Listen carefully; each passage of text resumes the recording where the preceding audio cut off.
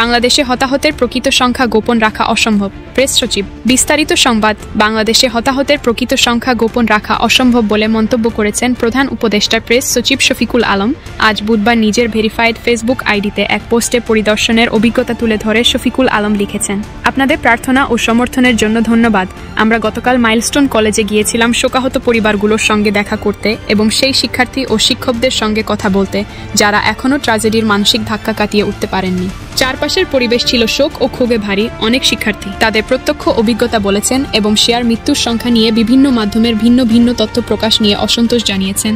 কর্মজীবনের অভিজ্ঞতা তুলে ধরে শফিকুল বলেন, 2002 থেকে 2024 সাল পর্যন্ত বহু বড় দুর্যোগ নিয়ে কাজ করার অভিজ্ঞতা থেকে আমি বলতে পারি, বাংলাদেশে হতাহতের প্রকৃত সংখ্যা গোপন রাখা কার্যত অসম্ভব। প্রাথমিকভাবে নিখোঁজের তালিকা পরিবার থেকে আসে, পরবর্তীতে হাসপাতাল ও সংশ্লিষ্ট কর্তৃপক্ষের কাছ থেকে পাওয়া তথ্য দিয়েও নিহতের স্বজনের খোঁজ পাওয়া যায়। এই ঘটনায় মাইলস্টোন স্কুল অ্যান্ড কলেজ নিখোঁজদের শনাক্ত করার জন্য প্রতিদিনের উপস্থিতির রেকর্ড ধরে কাজ করতে পারে। তিনি আরও লেখেন, আমরা গতকাল টানা 9 ঘণ্টা কলেজে অবস্থান করেছি, চাইলে আগেই ফিরে আসা যেত, কিন্তু উপদেষ্টারা বল প্রয়োগের আশ্রয় না নিয়ে শান্তিপূর্ণ সমাধান নিশ্চিত করতেই সেখানে ছিলেন। প্রয়োজনে তারা আরও দীর্ঘ সময় থাকতেও প্রস্তুত ছিলেন যখন পরিস্থিতি অনুকূল হয়েছে।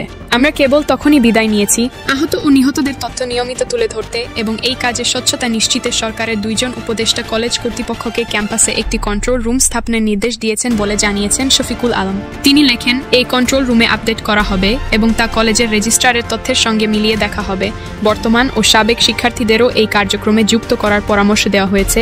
আশা করছি এই কন্ট্রোল রুম আজই পূর্ণভাবে কার্যকর হবে। হতাহতের ঘটনা সরকার গভীরভাবে শোকাহত বর্ণনা করে তিনি বলেন, এটি একটি জাতীয় ট্র্যাজেডি। তাদের সকলকেই আমরা শহীদ হিসেবে শ্রদ্ধা জানাই।